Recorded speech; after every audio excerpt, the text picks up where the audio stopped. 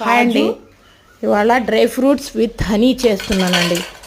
ముందుగా తాజా fresh honey తీసుకొని పక్కన పెట్టుకోవాలండి. ఆ తర్వాత ఎండు ఖర్జూరం ముక్కలు సన్నగా తరిగి పక్కన పెట్టుకోవాలి.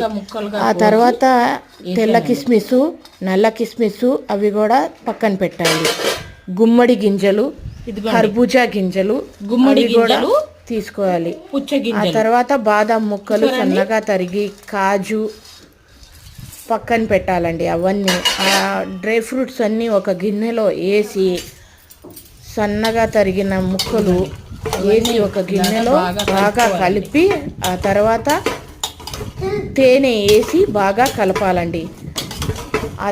కలిపిన తర్వాత ఒక సీసాలో వేసి పెడితే ఎన్ని నెలలైనా పాడవదండి. రోజు స్కూల్కి వెళ్ళేటప్పుడు పిల్లలకి, పెద్దలకి ఎవరికైనా ఒక స్పూను ఇస్తే చాలా మంచిదండి. పాలు కూడా తాగాలండి.